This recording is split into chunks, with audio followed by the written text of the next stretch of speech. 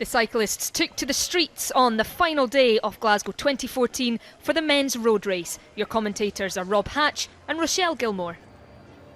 So 168 kilometres, a 12-lap course which starts and ends at Glasgow Green. We expect relentless attacks, the riders really trying to break each other.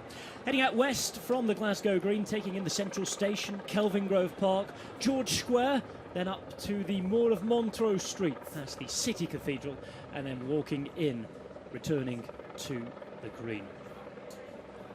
So 14 kilometres each lap, 12 laps, 5 more than the women did this morning.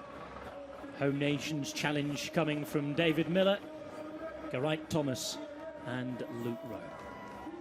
They're up against the Australians, who are so strong, hoping to make it a sprint.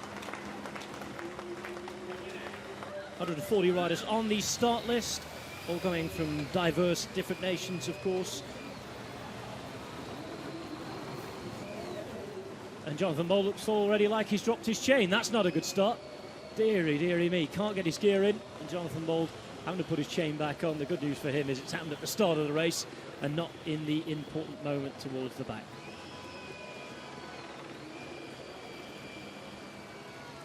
.165.7 kilometres to go, barely 2.5 kilometres in. Already attempts to establish a break, but it's such a dangerous course with the hills, with the weather, and with the fact that you haven't got the typical almost 200 rider strong professional peloton. Around half of these riders will be pro, as the Isle of Man look to get it going straight away. The Isle of Man with Pete Kennaugh, and Pete Kennaugh, well, if Pete Kennaugh gets away, he's a dangerous man.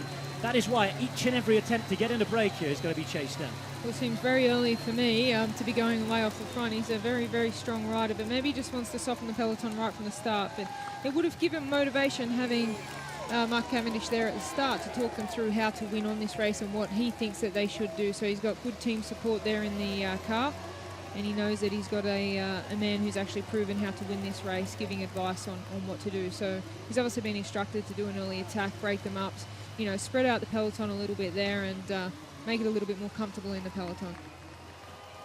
Oh, we've had a problem. Rowan Dennis. Rowan Dennis. First big rider to hit the ground. Oh, I wonder how his new employers are feeling. He's joining a brand new team tomorrow, Rowan Dennis. It looks as though that might be it for him. Well, we saw he was struggling with those corners earlier, so it'll be interesting to see the replay there, but he's not happy. He's really not happy. Let's see if we can see what happened. Just hitting the edge. Too fast. The rest of the peloton having to avoid it, which is a big one, of course, riding on the front.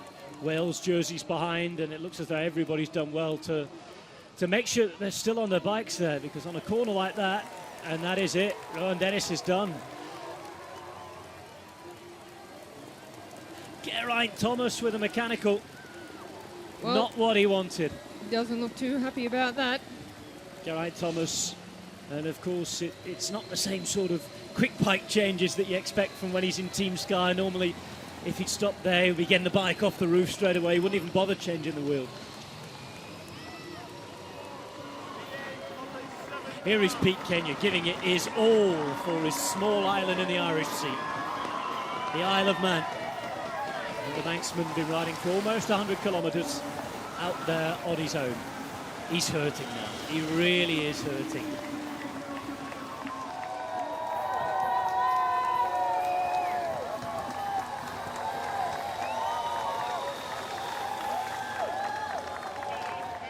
One thing that the fans would really love to see, and there's been a lot of discussion about it, is on-bike cameras to get inside the peloton and see how close the riders are riding to each other and the moves that are going on in the peloton, because from this view we often see the front of the peloton, but it's very difficult to get the motorbikes and the cameras further back into the peloton. Nathan Hall's a bit of drafting there through the front of that motorbike. I wonder if anybody is going to chase him off here, or whether that was just going ahead. Shout up from Hepburn, what's going on? 1 minute and 51 is the gap, so an identical gap to the last lap, which just shows that it's been well controlled at the minute.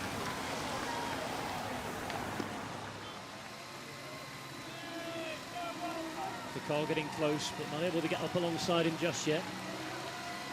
65.3 k's to go.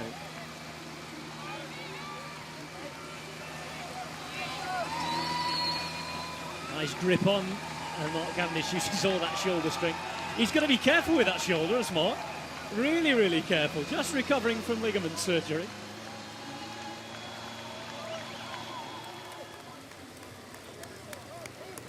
Moussette's being handed out if anybody wants to take it, but the race really, really is on. It's hard to take those sorts of things. Renshaw will take some food on board.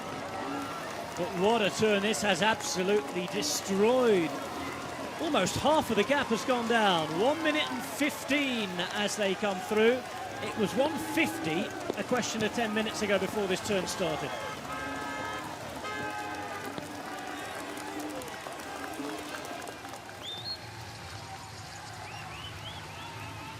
Final bit of advice there from Cavendish.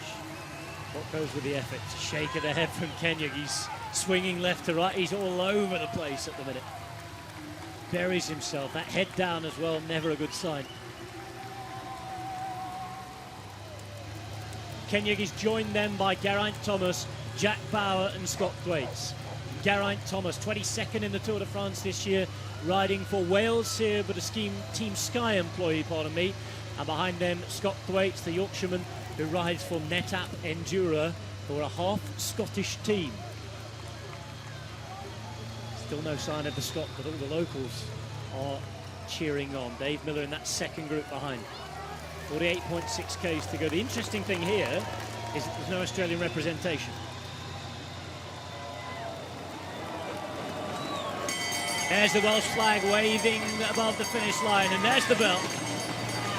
1 lap to go for Jack Bauer of New Zealand, for Geraint Thomas of Wales, and for Scott Thwaites of England. The bell goes.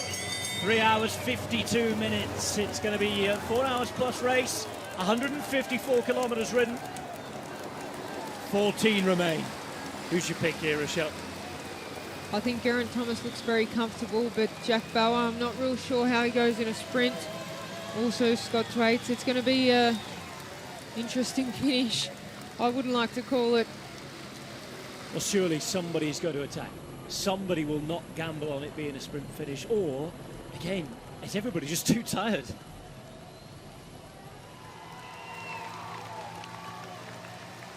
And here we go, Thomas has gone. Thomas attacks, the first one to light it up. We've been waiting for this moment. And the Welshman obviously decides that he has the power to beat. Thomas then on the climb out to the West End wants to do the last 11.5 kilometres on his own. He knows he has the beating of them, and this could be a big move, Rochelle. Well, when he looked back there, he got a little bit extra motivation. He's got the experience, and he looked like he had the form. His face was quite relaxed. He looked like he was comfortable. And when he looked behind there and he saw faces being pulled of these two riders, gave him that little bit extra kick. You saw that he looked behind him, he saw the gap, and he went again. So this looks like it could be the race for Geraint Thomas. Geraint Thomas, feeling average the other day, he said, but remember, coming out of the Tour de France, if you race for 4 hours, you start to feel very, very good as the day goes on. Those legs magically clear up after a while. He's had a week now where he's only had the time trial to do. And here he is. It's a concerted chase in the meantime from Scott Thwaites behind, pulling Bauer with him. Well, he's made his move now. He's committed. He can't do anything but follow through now. Geraint Thomas is there. Jack Bauer, who's also got one win this year, remember. He won the prologue at the Herald Sun Tour. One of the more minor Australian races, not up there with the Tour Down Under, but still prestigious for Australian racing down there. Second at the Kiwi Championships as well this year, Jack Bauer. 8 seconds already for Geraint Thomas, and this looks like a very good move. Very, very good move. And Geraint Thomas is a good time trialist as well. He showed the other day he's got form in that this year. He's got form coming out of the Tour de France. If he gets a gap, he's so difficult to bring back.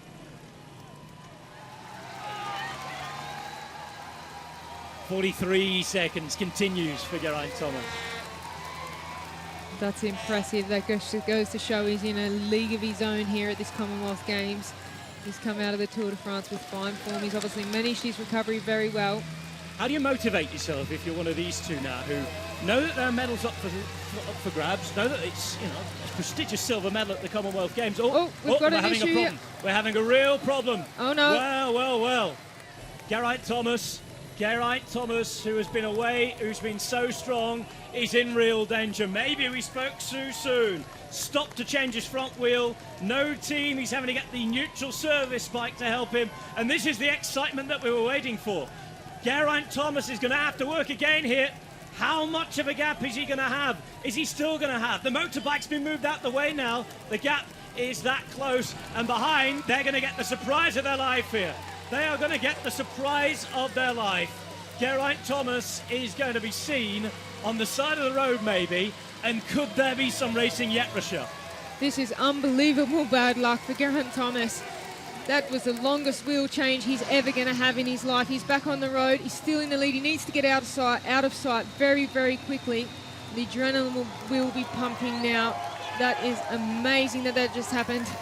Geraint Thomas, we're all in shock here. It looked done, it looked dusted, but it just proves that anything can happen in a bike race. And certainly on these wet roads, city roads, punctures can happen. And racing for your national team, certainly at the Commonwealth Games, where these guys race as Great Britain at the Olympics. These are all smaller federations that have to get going. There's no team car in that gap. And if that happens at just the wrong moment, it is a nightmare for Geraint Thomas. Still has 20 seconds. As long as he rides safely, as long as there's no other problems, it's panic over. But what a panic it was. 30 seconds now, it's exactly what he's being told. Right to the top of Montrose Street. Well, final time for the chasers. Pardon me, Rochelle. You saw that team car there, how many bikes were on the roof. It would have been great if the team car was right there behind him to give him a spare bike. That would have been a lot quicker than changing that front wheel. And a lot more comfortable with the right wheels as well. That's right, be his own equipment and he'd be confident going into these corners, but it looks like he's home with this gold medal. He's just had a phenomenal performance. 3.2 kilometres to go for Geraint Thomas. It's Scott Thwaite who's looking still really, really strong. It's a great ride from the guy at Pro Conti level with Team Netap Endura. 800 metres to go then for Geraint Thomas. 28 years of age, just signed a new contract. He will be feeling $1 million right now. Well deserved, wasn't it? It's such a great race to see when one of the champions that have ridden a perfect race and done a lot of hard work, very, very deserving winner. Look at all this standing water behind Jack Bauer and Scott Thwaite. A look behind from Geraint Thomas. He knows it's his moment. Final corner coming up, and he's going to get a chance to enjoy this, to appreciate it. He said he loves racing for Wales. He's never had a Commonwealth Games before, and this is his moment. This is his time. And at home in the United Kingdom, punches the air. He knows it. He's got it. It's going to be victory for Wales. Victory for Geraint Thomas. He wins the Commonwealth Games road race. What a performance. Thomas showing his class, showing his patience, showing he has all the attributes. And this is a very proud moment for a very proud Welshman. Geraint Thomas is Commonwealth champion. What a ride, Rochelle. It was an unbelievably phenomenal ride, and with that tense moment at the finish where he punctured, he worked hard to get that break, and that punch, it looked like it all fell apart. We thought the riders behind were going to catch him. This is going to be an exciting sprint between these two. Silver and bronze coming up. New Zealand in the box seat. The quickest sprinter here, without doubt, is Scott Thwaite, but what do they have left? Thwaite's behind for England. What a day it's been for England as well, as they took gold and silver in the women's race. What can they do here? Thwaite is going to take it on, goes to the front. What's the best position to be in here? Well, it's personal preference. I personally like to be behind, but it depends what the strengths are of each of the riders. One final corner to come, and the sprint's going to be launched well into that final straight. Does Jack Bauer have it takes to surprise him in the final corner? No, stays on the wheel, waits, and he's going to try and make Scott Thwaite lead this sprint out. Thwaite's looking behind, trying to stay vigilant. Such a hard position to be in the front. The Englishman is there in red and white. It's the Kiwi all in black behind. Jack Bauer waits, smiles and goes. Oh, and it's Scott Thwaite. He leads it from the front. Thwaite is going. Bauer is coming round on the wheel, though. Thwaite is there on the right-hand side in the red. Bauer hits the front. It's Bauer who takes it. Bauer in silver, and it's Thwaite in bronze. Thomas gold, Bauer silver, Thwaite bronze. Wales, New Zealand and England again on the podium. An epic day, an epic race. Such a proud Welshman. Loves racing for Great Britain. Racing for Wales is something different, he says. He has it. He's got it. and a very, very happy man.